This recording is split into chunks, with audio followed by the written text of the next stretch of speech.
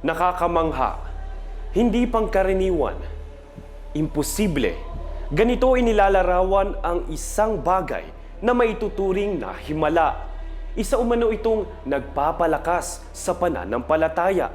At kung tayo'y makakarinig ng isang taong kayang gumawa ng milagro, abay dadagsa ang mga deboto.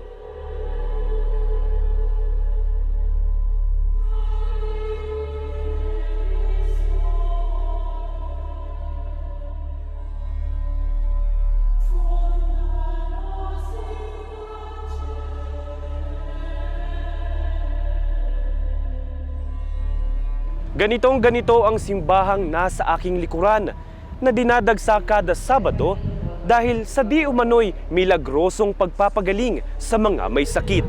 Alamin ang kwento ng isang healing priest na si Reverend Father William P. Bustamante.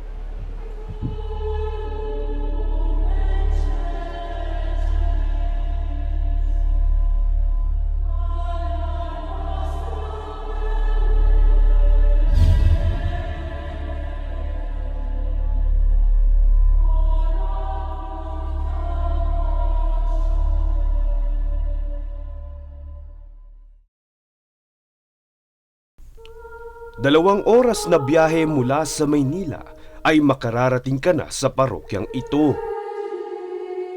Ito ang ina ng laging Saklolo Parish na matatagpuan sa Sungay West, Tagaytay City. Ang simbahang ito ay dinarayo ng mga Katoliko mula sa iba't ibang panig ng Pilipinas, maging mula sa Visayas kahit ang mga taga Mindanao. Ito umano ay dahil sa malahimalang pagpapagaling ng may sakit ni Reverend Father William Bustamante na dahil umano sa pagdedebosyon sa patron na si Mahal na Birhen na Lourdes. Hindi ako nagpapagaling ng may sakit. Ako lamang po ay instrumento ng Panginoon for healing. Hindi ko to inasahan, sabi ko nga eh. Hindi ko pinangarap, hindi ko inasahan, basta't biglang dumating. Nitong Nobyembre noong nakaraang taon ay ipinagdiwang ng parokya ang ika-9 na taon ng pagsasagawa nila ng Healing Mass. Ito ay nagsimula way back 2005. Nung magkasakit yung aking ate, si Rebecca Bustamante. Na-diagnose po siya ng brain cancer dito sa Philippines. At ang sabi ng kanyang mga doktor ay 6 months na lang yung kanyang buhay. So, nandun yung takot, pangamba, kung ano mangyayari sa kapatid ko. At wala akong ginawa kundi i-pray over yung kapatid ko everyday. At ilapit sa Mahal na Birhen ng Lourdes, itong imahe na ito. Sapagkat ako'y naniniwala, ang Mahal na Birhen ng Lourdes, ipatron ng mga may sakit. So, after siguro 2 to 3 weeks na gamutan, parang meron ng mga changes na nangyari sa kanya. Sapagkat yung bukol sa kanyang ulo ay unti-unting nawawala. At ang sabi ng doktor sa Toronto, sa Sunnybrook Hospital, ay milagro yung nangyari sa kapatid ko. Sapagkat pati siya, di sila makapaniwala kung anong nangyari. Pero 2005, nangyari yan. Ano na ngayon? 2024? Buhay pa siya. Lakas. Matapos ang insidenteng ito, hindi pa niya umano na pagtatanto ang umano'y kanyang regalo na pagiging healing priest. Mula taong 2005, mahigit 9 na taon din ang lumipas bago niya formal na simulan ang pagpapagaling sa mga may sakit nang ma-assign siya sa National Shrine of Lady of Lourdes sa Quezon City noong taong 2014. For 3 years ako doon, ang daming nagte-testimony na, Father, pinagaling ako ng Panginoon. Kasi kinikilabutan nga ako. At saka yung mga sakit nila, hindi ito basta-basta. Isa nga sa nagpapatotoo sa di umano'y pagpapagaling ni Father William, ang vlogger na si Miss Paula Serrano na isang cervical cancer stage 3B survivor. Na-cancel yung ballet class nung anak ko, wala kaming lakad. So naisip ko, 12 noon yung healing mass, sabi ko attend tayo. Kasi Saturday yun, di ba? Friday, nag-MRI ako noon, whole abdomen. So sobrang kabado ako. Kasi 1 month lang noon after nung treatment ko. Natatakot ako sa resulta kasi pag lumabas yun, it's either ooperahan ako or mag-high dose chemo. Nung na-pray over ako ni Father, iba yung naramdaman ko. Parang sinabi niya sa akin na everything will be okay.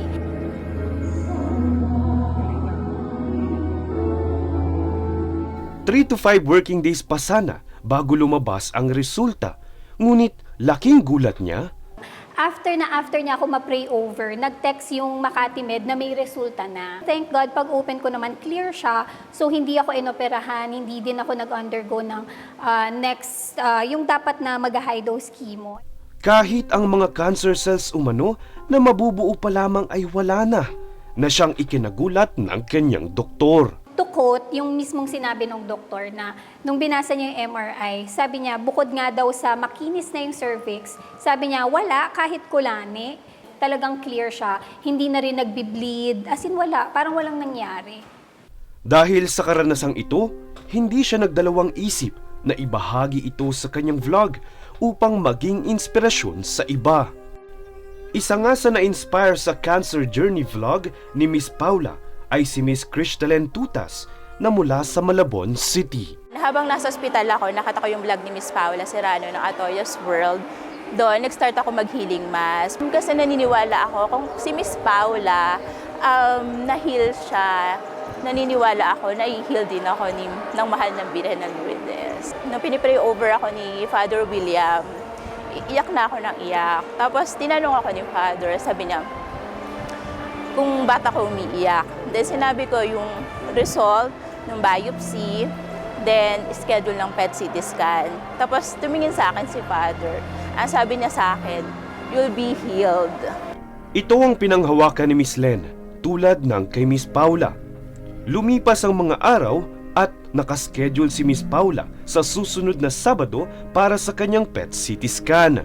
Pero hindi nito napigilan ang kanyang pagdalo sa healing mass. Dahil pinanood na lamang niya ito online. Lumipas ang ilang araw ay lumabas na ang resulta. So nung pag-open ko, nanginginig pa ako. Tapos ang nabasa ko doon, no evidence of disease. Yung doktor ko, hindi niya na ako ni-require ng anumang treatment. So sobrang thank you talaga. So narito po siya, Len. Maraming salamat. Isa kang patotoo na walang imposible sa Diyos. Anumang sakit, kahit imposible, ay kayang pagalingin ng Panginoon.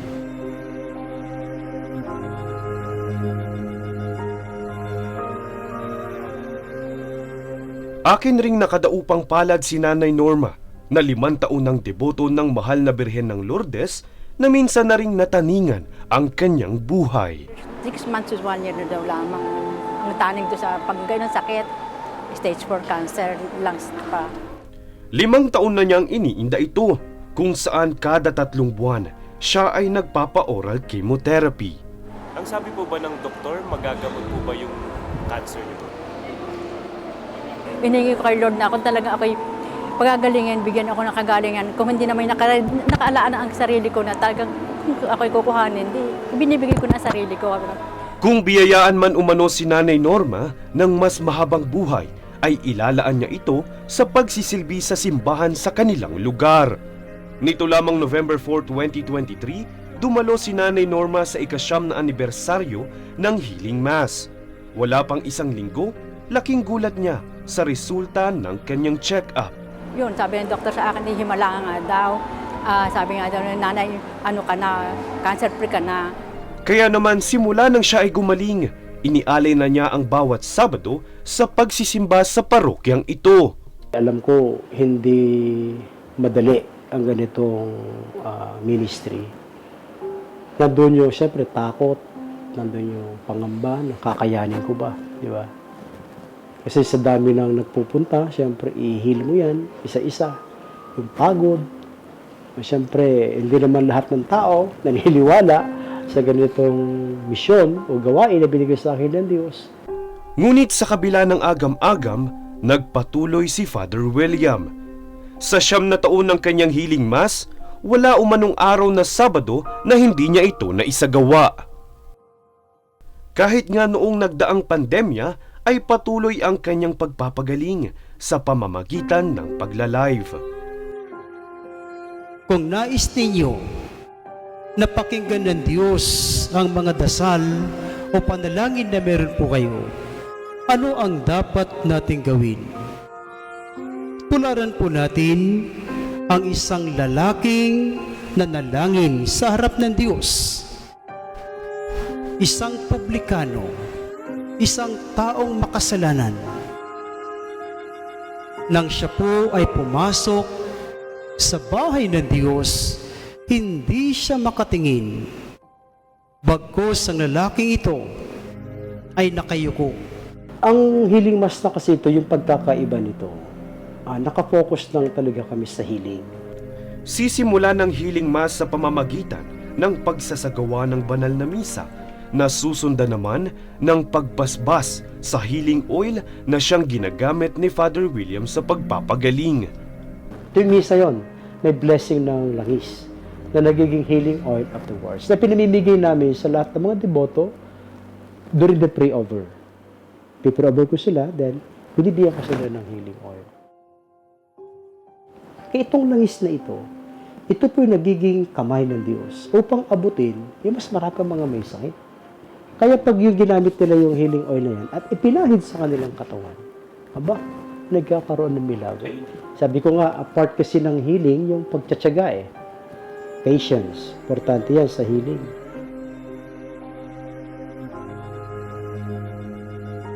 Kaya naman matapos ang pagbabasbas ay ang pagpila ng mga deboto kung saan umaabot ng mahigit 500.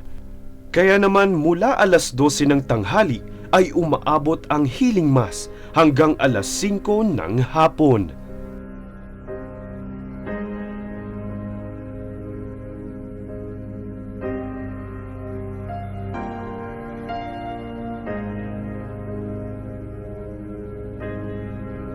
Kadalasan sa mga napag-aalamang testimonya ng pagpapagaling ni Father William ay kinikwento sa kanya.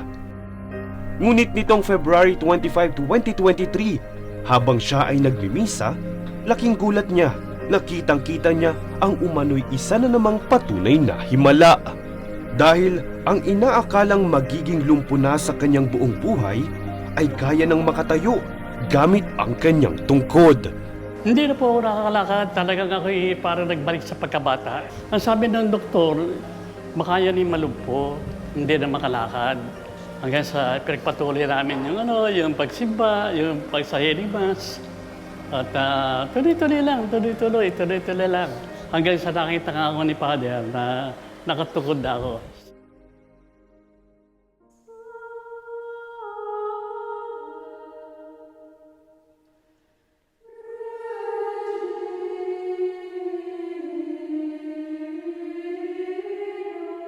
Sa part niyo naman po, Father, ano po yung nafe-feel niyo during the pray-over? The pray-over siguro yung siyempre yung empathy doon sa nararamdaman ng mga deboto na umaasa.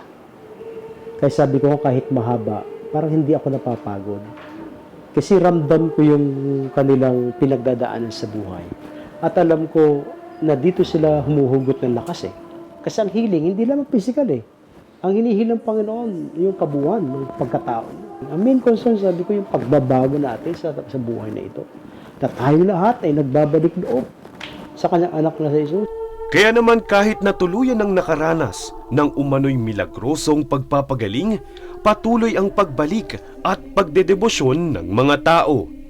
Pasasalamat na rin kasi sa kabila nung marami kong pinagdaanan na struggle sa buhay, na akala ko wala ng purpose, ano pa ba yung kulang sa akin.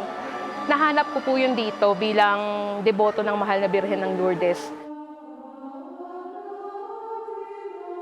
Kahit na ako yung magaling, hindi pa na ako tumitigil na magdibisyon at ipalaganap yung kabutihan ng Diyos. Tsaka gusto ko pa rin po makatulong sa iba dahil marami po akong kaibigan na mayroong sakit na cancer.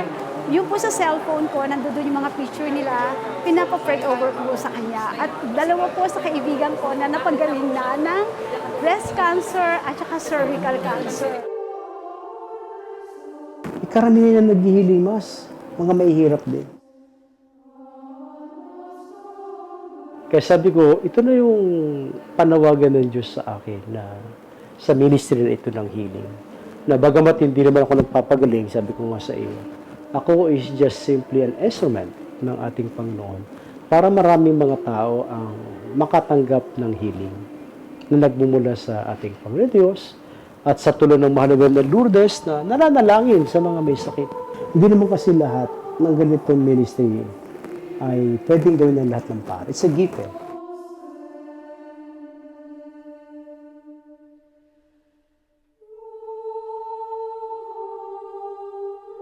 Mahirap kasi unawain minsan yung milagro.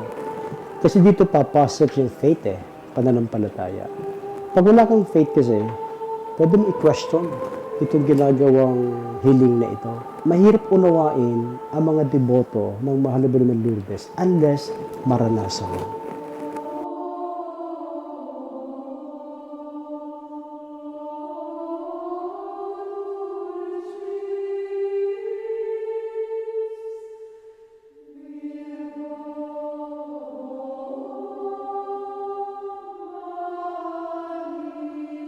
Wala naman umanong mawawala kung maniniwala. Ito ang pare-parehong sentimiento ng mga nagbahagi ng testimonya. Ayon sa kanila, hindi naman kahinaan ang umasa sa mga milagro o himala. Sa katunayan, ito ay palatandaan ng katatagan ng pananampalataya kahit nasa panahon ng kagipitan.